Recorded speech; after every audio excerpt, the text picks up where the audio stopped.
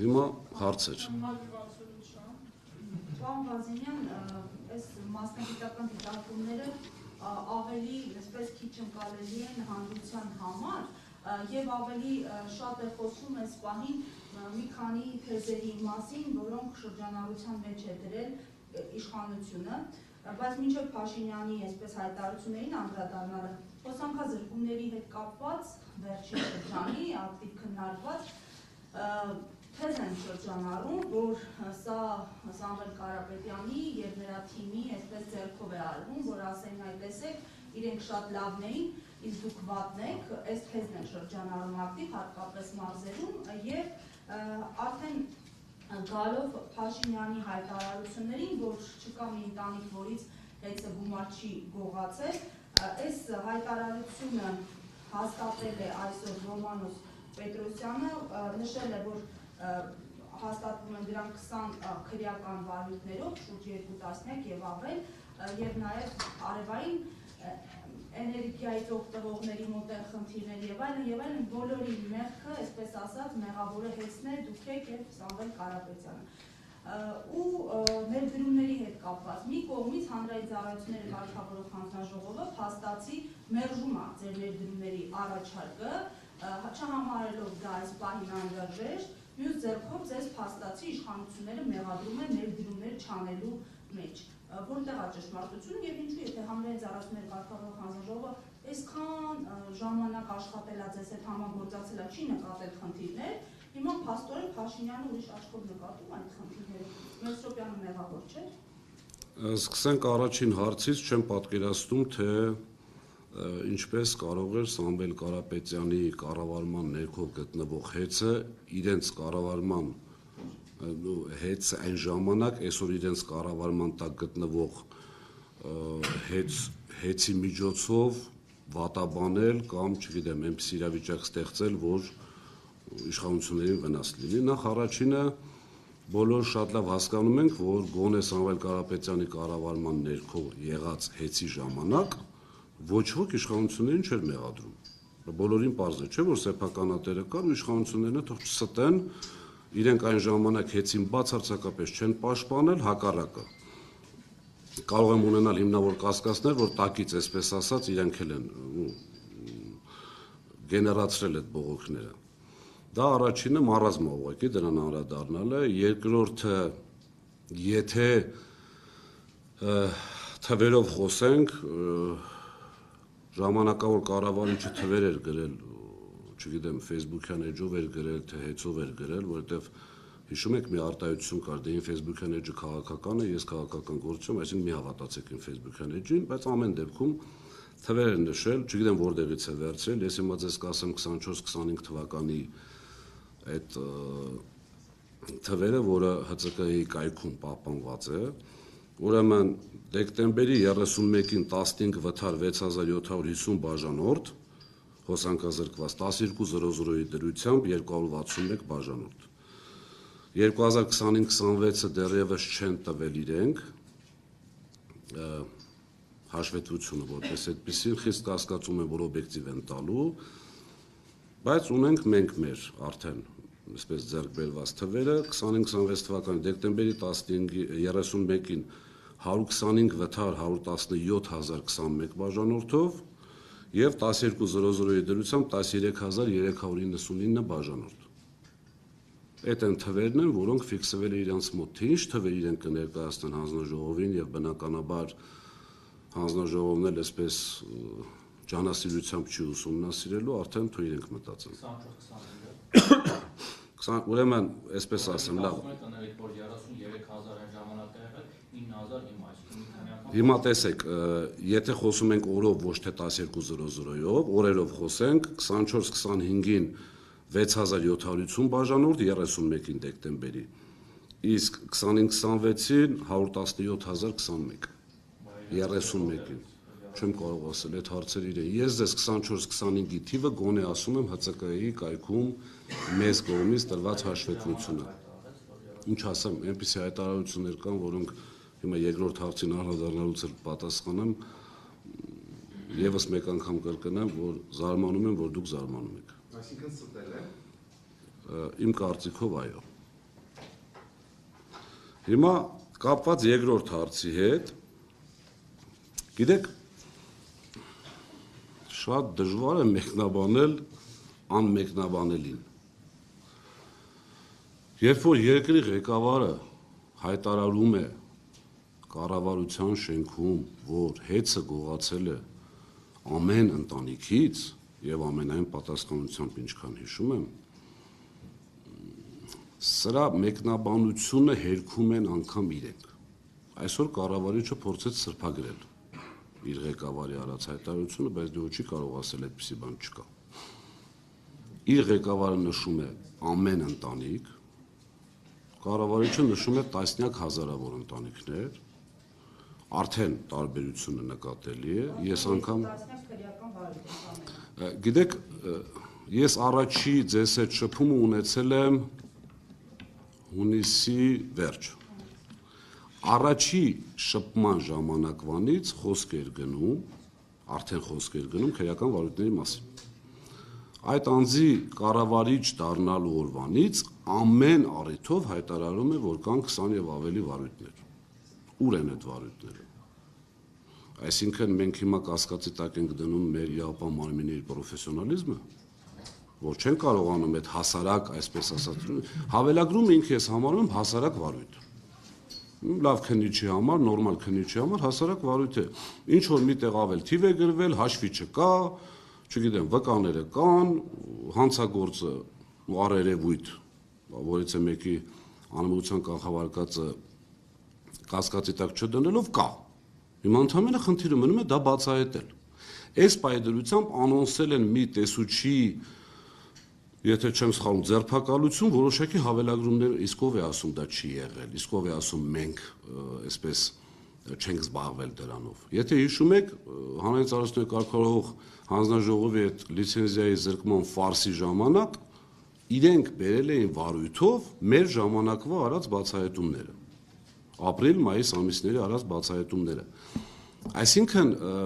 քրեական վարույթների հետ կապված թող դատախազությանը դիմեք, թող իրենք ասեն ինչ վիճակ է։ Ամեն դեպքում տեսեք, համակարգը կառուցված է հետևյալ կերպ։ Մեր կողմից տրված ասկու է համակարգը, որի մասին այդքան խոսվում է։ Ուղղակի թույլ չի տալիս այդ հաշվիչները, այնպիսի հաշվիչները, որոնք թույլ չեն տալիս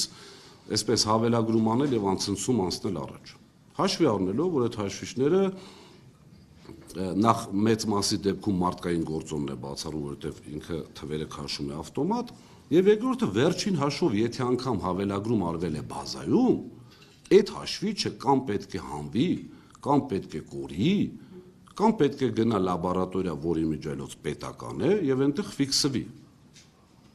Այսինքն ինչ որ ճանապարհով չֆիքսվի այդ խնդիրը։ Այլ ճանապարհ այդ թիվը կորելու չկա։ Բազայի մեջ կա թիվ, որը տեսուչն է մուտքագրել, հաշվիչի վրա կա իրական թիվը։ Որն է այդտեղ խնդիրը։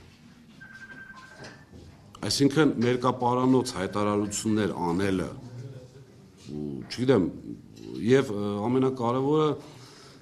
հայտարարվում է, որ ունենք այսպես ձեռքից տակ ունեմ այսպիսի փաստեր, նախ կասկածում եմ, որ ձեռքի տակ ունեցող փաստերը բոլոր արդեն ԵԱՊ մարմինների տիրույթում չեն, համոզված եմ, որ արդեն ուղարկել է, եւ երկրորդը կրկնվեմ եւս մեկ անգամ իմ կարծիքով ԵԱՊ մարմիններում էլ այնպիսի գոնե այս առումով մարդիկ են, որ ըստ երևույթին ասել են, որ այստեղ չկա այդ ինչ նպատակի, որ դուք ուզում եք հասնել, չկա, իսկ նպատակը հասնել վերև։ Այսինքն հասնել մեզնով պարոն Կարապետյանին, որը ծիծաղելի է ուղղակի, չկա։ Գոնե այդ ոլորտը ես եմ սպասարկել տարիներ շարունակ, ու ես ձեզ ամենայն պատասխանությամբ ասում եմ, համակարգվածություն գոյություն չի ունեցել։ Իսկ որպեսզի հասնեն վերև, պետք է լինի համակարգված կոռուպցիա։ Հիմա մոտարապես նույն դեպքն է, որ ասենք, չգիտեմ, ինչ որ մի պետական մարմնի մի աշխատակից խախտում անի, պետք նախագահին ասեն, օրինակ, շեշտեցի անունը արդեն, օրինակ, պետք համակարգում։ Չէ, ներողություն եմ խնդրում, չէ ուզենա որից եմ։ Օրինակ եմ ասում, պետք համակարգում ինչ որ մեկը կոռուպցիոն սխեմայի մեջ լինի, պետք նախագահին ասեն դու հանցագործ ես, դու պետք է գնաս եւ այլն եւ այլն։ Հաջորդը կապված ներդրումների հետ։ Հիմա ձեզ ասեմ, որ արդեն տեղյակ եք ըստ երևույթին, որ այս վերջի Վարդաշեն ենթակայանի հրդեհների ժամանակ ունեին շատ մեծ խնդիր, որովհետև այդ բջիջներ կոչվածը, դրանք սարքավորումներ են էլեկտրոտեխնիկական, ուղղակի չունեին իրենց ապիկար կառավարման արդյունքում։ Իսկ դա ինչ է նշանակում, այն որ ասում են պայմանագրերը խզել ենք Տաշիրի հետ փոխկապակցված, ոչ մեկ չի ասում, որ միլիոնավոր դոլարներ են ներդրվել այդ գործարանները սեփական արտադրություն, այսպես ասած, ունենալու համար, իսկ յուրաքանչյուր նորմալ պետությունում խթանվում է սեփական արտադրությունը։ Ընդհուպ մենք արդեն արտահանում էինք սկսել։ Հարևան եւ ոչ միայն բջիջների, տրանսֆորմատորների, ենթակայանների, մալուխների եւ այլ մեր գործարանները ինչ որ արտադրում են։ Եվ այդ դրա արդյունքում միակ տարբերակը նորից Տաշիր ընկերությունների խմբից ձեռք բերելն էր այդ 23 բջիջը։ Խնդրել են ձեզ որտա։ Մեզ չէ, պարոն Կարապետյան, խնդրել են բնականաբար, պարոն Կարապետյանը փաստաբանի միջոցով այնտեղից ասել է տվեք։ Հաշվի առնելով միայն, որ մեր ժողովուրդը շատ երկար օրեր մնալու էր առանց հոսանք։ Համոզված եղեք, դա պետք է ներկրվեր դրսից, իսկ արդեն պատկերացրեք լարս, մյուս խնդիրները։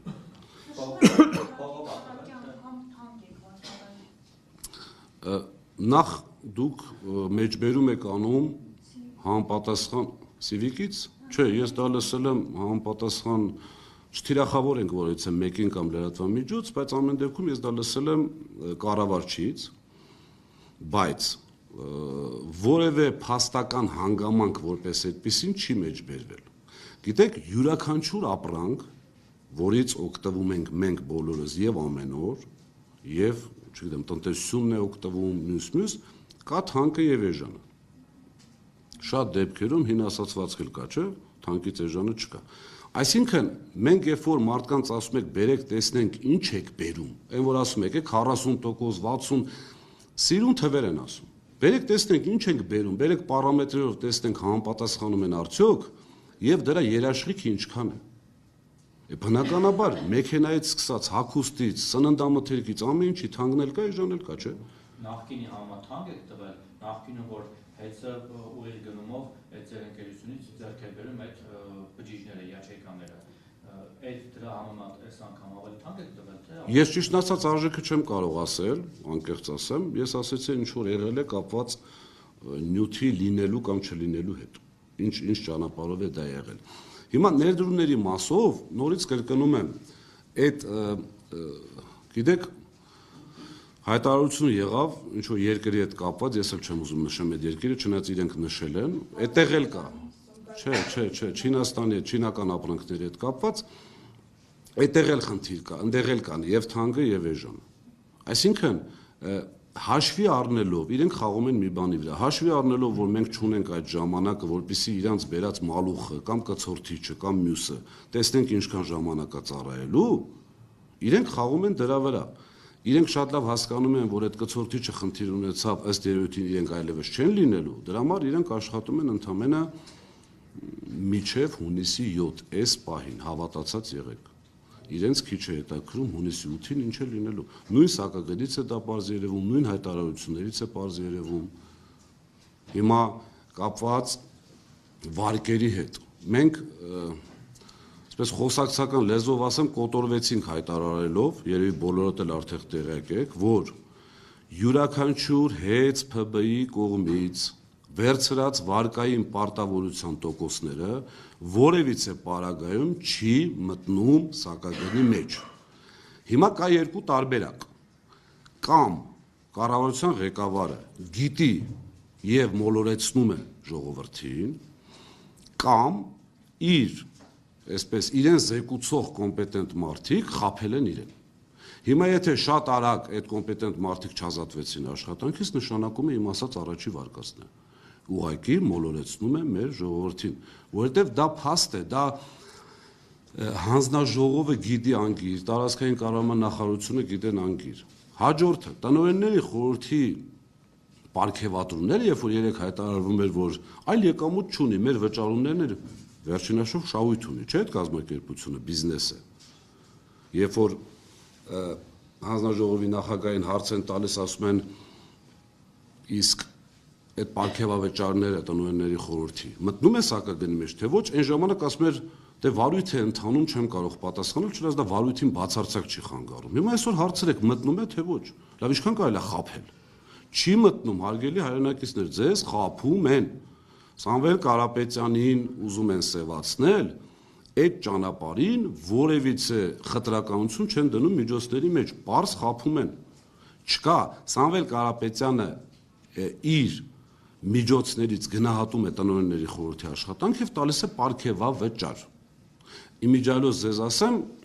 այդ այսպես ասած պարգևավճար կոչվածները տեսակ, որ Նարեկ Կարապետյանը թղթերով էլ ցույց տվեց, գնացել է բարեգործականին, եւ երկրորդը պարգևավճարները տալուց անգամ այդտեղ հարկային պարտավորություններ են կատարվում։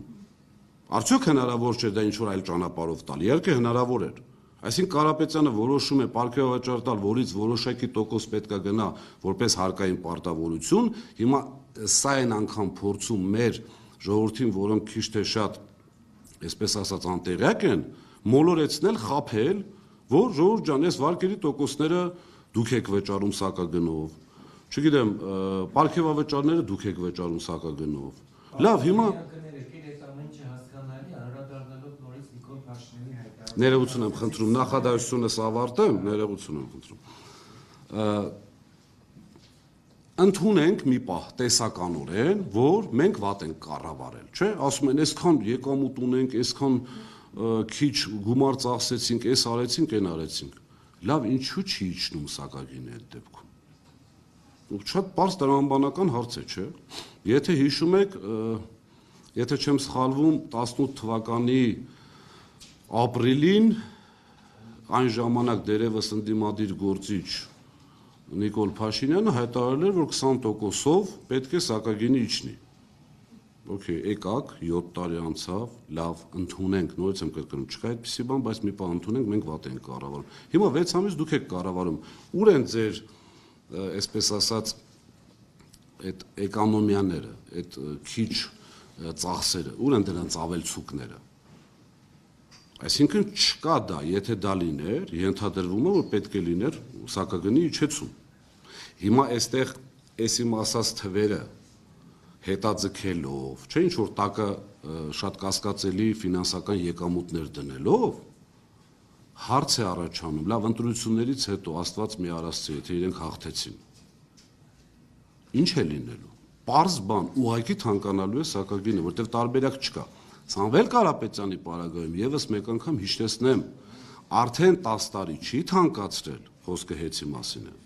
Եվս 10 տարի խոստացել է չթանկացնել, այսինքն այս ամբողջ բեռը ինչ որ լիներ հեծի հետ կապված, միանշանակ ինքը, այսպես ասած, իր անձնական միջոցներից որպես բիզնեսմեն, իր եկամուտներ ունենալով սուբսիդավորելու էր անձամբ։ Հիմա այն որ ես ասում եի, չեմ ուզում չարախնդամ կամ չարախոսեմ, վատ վիճակ է սպասվում հեծին, արդեն տեսնում ենք։ Իմիջիալոց ասեմ, շատ ավելի շուտ եւ արագ ենք տեսնում, քան ես կանխատեսում էի։